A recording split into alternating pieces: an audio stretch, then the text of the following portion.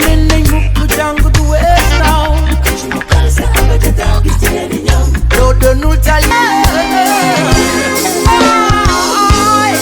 life is a school yow mag ñu baax ñi fi nekkoon nañ mukk jàng du wees naaw doo doonul tali bem doo doon sëriñam. njàng mooy ngànnaay bi gën a am doole ngir soppi àdduna ba tax na njiital Senelec Papa Mademba Bitèye jox ko cër bu am solo moo waral at mu jot mu indi taxawaay bu mat sëkk ngir jàppale askanu Kaolack mu fas yéene fa joxe junni ci ay table banc ak lu toll ci 2 junni ak juróomi téeméer ci ay kit scolaire lii nag day dolli firnde ci ni dara yitteelu ko lu dul Kaolack.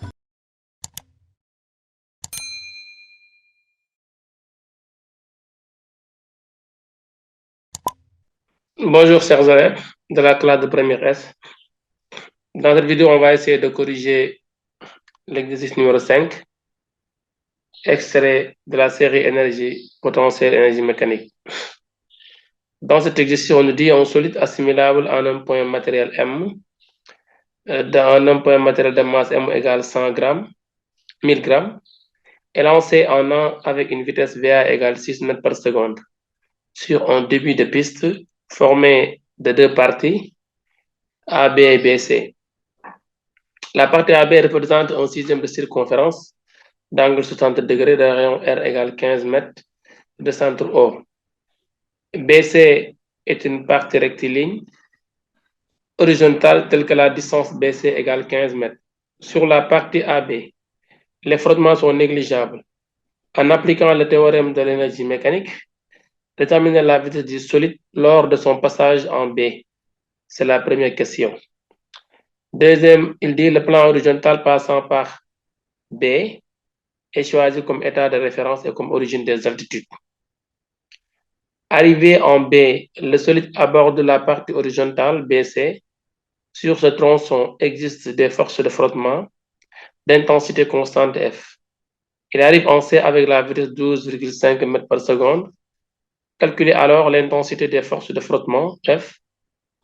Arrivé en C avec une vitesse 12,5, le solide rencontre l'extrémité libre d'un ressort placé horizontalement dont la constante de retard est de 500 Newton par mètre et le comprime. Déterminer la compression maximale CE égale X0 du ressort. C'est ça l'exercice. On va passer à la correction.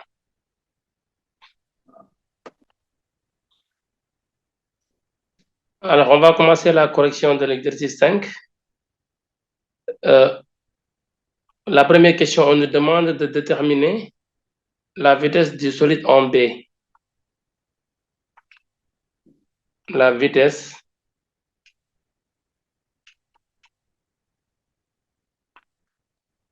en B. Alors, je rappelle que dans cette partie, dans cette série, il y a beaucoup de questions. On pouvait utiliser la variation de l'énergie cinétique, comme cette question-là, la vitesse en B. Mais comme on s'entraîne à maîtriser l'énergie mécanique, donc c'est conseillé d'utiliser pour tous les exercices la variation de l'énergie mécanique et maintenant résoudre le problème. Donc là, on va utiliser l'énergie mécanique qui se conserve. Premièrement, on nous dit qu'il n'y a pas de frottement entre A et B.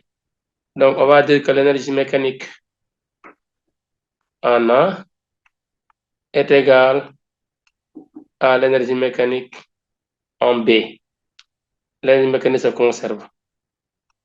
Ceci donne énergie potentielle de pesanteur en A plus énergie cinétique en A égale énergie potentielle de pesanteur en B plus énergie cinétique en B. Voilà l'égalité entre l'énergie cinétique, l'énergie mécanique en A et en B. Autrement dit, c'est la conservation de l'énergie mécanique. Alors, l'énergie potentielle, le point B étant choisi comme état de référence, c'est dans le texte. Donc, l'énergie potentielle, excusez-moi, l'énergie potentielle de pesanteur est nulle car c'est l'état de référence. Alors, le solide est lancé avec une vitesse V. Donc l'énergie cinétique en A n'est pas nulle.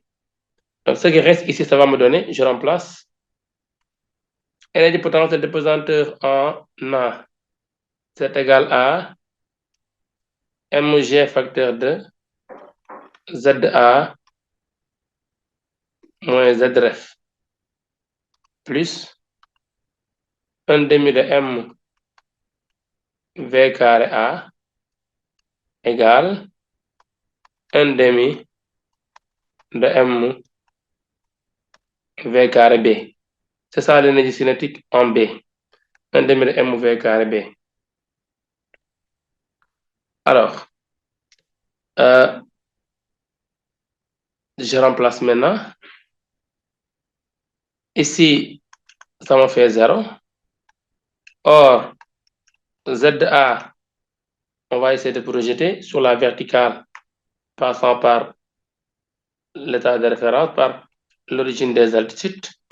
Donc, ZA, c'est égal à ça. Donc, c'est ce point-là où se trouve cette hauteur-là, c'est égal à ZA. Alors, cette hauteur ici, ça donne R facteur de 1 moins cosinus alpha. Maintenant, je remplace ici, ça me fait MGR facteur de 1 moins cos alpha plus 1 demi de M V carré A égale 1 demi de M V carré B. Alors, donc ici, ça me fait V carré B égale, je peux simplifier les M et je multiplie partout par 2. Donc, V carré B égale 2GR, autrement dit V carré A plus 2GR facteur de 1 moins cosinus alpha. Donc, VB, c'est la racine carrée de V carré A plus 2GR facteur de 1 moins cosinus alpha. C'est ça, VB. Alors, on fait l'application numérique.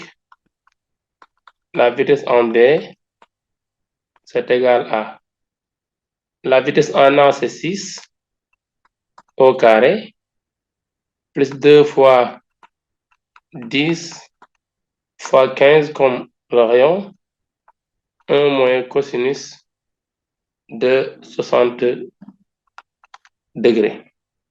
D'après calcul, on trouve VB égale 13,64 mètres par seconde. Voilà le résultat trouvé pour la vitesse en B. Alors, on passe à la deuxième question. Ici, il demande de déterminer l'intensité des forces de frottement entre B et C. Parce qu'il dit entre B et C, il existe des forces de frottement. L'intensité de petit f entre B et C. Là aussi, on applique la conservation de l'énergie mécanique entre B et C. Énergie mécanique en B, ici, ça ne se conserve pas. Excusez-moi, parce qu'il existe des forces de frottement. Donc, on va utiliser la non-conservation de l'énergie mécanique. Donc, on utilise la non-conservation de l'énergie mécanique. Énergie mécanique en C moins énergie mécanique en B égale travail des forces de frottement. C'est ça la règle. Alors, énergie mécanique en C, c'est énergie cinétique en C, plus énergie potentielle de pesanteur en C, moins énergie cinétique en B plus énergie potentielle de pesanteur en B, ceci est égal au travail des forces de frottement. Voilà ce que nous devons avoir. Alors, énergie potentielle de pesanteur en C est égale à 0, car c'est confondu, c'est au même niveau que l'état de référence. De même qu'énergie potentielle de pesanteur en B, c'est égal à 0. Ce qui me reste ici, c'est quoi? C'est énergie cinétique en C seulement, 1 demi de M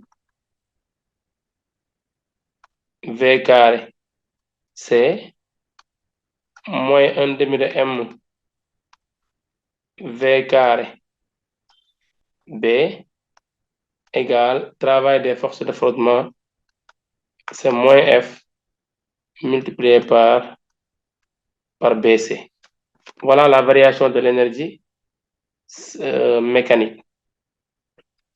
Alors, on n'a pas utilisé ici, on n'a pas encore utilisé l'énergie potentielle élastique parce que l'action de la masse sur le ressort, n'est-ce pas, n'est pas encore eu lieu. C'est juste lorsque la masse ou bien lorsque le solide arrive, on sait juste avant de comprimer le ressort, on me demande de calculer la vitesse d'arrivée. Ça va me donner force de frottement égale 1 demi de mv carré. Alors, je multiplie par signe moins partout pour me débarrasser de ce moins-là. Et en le faisant, donc, ce moins-là devient positif. Et on a ici un signe moins. Donc, c'est B qui sera positif. 1 demi de mv carré B. Et la partie avec VC sera négatif. Moins 1 demi de mv carré C. Le tout divisé par la distance BC. Donc, force de frottement égale, d'après calcul, ici, ça nous donne 0,99 newtons. Voilà la valeur des forces de frottement qui existent entre B et C. Troisième question. Il demande de déterminer la compression maximale X0. La compression maximale. La compression maximale.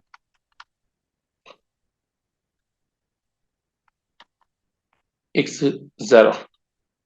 Alors, là aussi, on va utiliser la conservation de l'énergie mécanique. Parce que là, il dit qu'il n'existe pas de frottement, qu'il n'y a pas de frottement entre C et E. Les frottements existent uniquement entre B et C. Donc, énergie mécanique en E égale énergie mécanique en C. Énergie mécanique en E, c'est potentiel plus cinétique en E. C, potentiel plus cinétique, potentiel de pesanteur cinétique plus élastique en E. C, c'est potentiel de pesanteur plus cinétique seulement.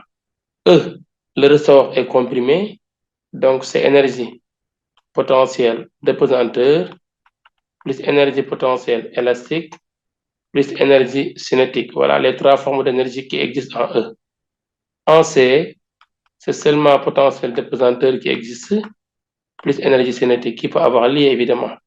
Sauf si peut-être la différence de Z est égale à 0. Dans ce cas, élastique, pesanteur. Donc ici, quand je continue, j'aurai un demi de K potentiel élastique. Un demi de K facteur de X au carré moins X ref au carré. Donc c'est ça.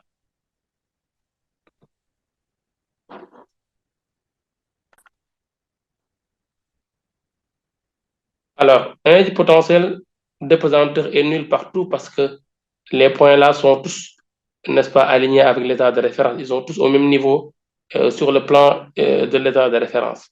Donc là égale 0, là aussi égale à C là, pesanteur oui, en C. Donc là aussi c'est égal à 0. Donc là on enlève cette pesanteur en E. Donc cinétique, élastique, pesanteur. Donc là c'est égal à 0. Il va me rester ici plus énergie cinétique en E. Or, si la compression est maximale, le solide arrive en E avec une vitesse nulle. Donc, cinétique en E égale à 0. Ça va rester uniquement ici. Énergie cinétique en C qui est égale à 1 demi de M V carré C. Si on choisit le point C comme état de référence, des origines de l'énergie élastique et comme aussi origine des abscisses, x ref égale 0.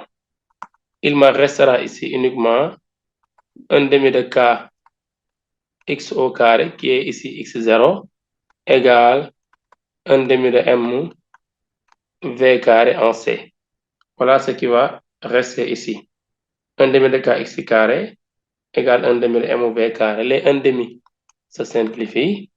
Donc, on aura ici x carré égale à m v carré c sur k. Donc, ici, x égale racine carrée de m v carré c sur k. L'application numérique nous donne x égale racine de m c'est 0,1, excusez-moi c'est 1 kg, m c'est 1, multiplié par v carré c, le texte dit que c'est 12,5 au carré, divisé par k c'est 500. Donc x qui est égal à ici x0, selon le texte, c'est égal à 0,56 mètres. Voilà la compression maximale égale à CE. La compression maximale qui est égale à la longueur CE pour que le solide arrive en E avec une vitesse nulle. Et c'était ça l'exercice numéro 5. Merci de votre aimable attention.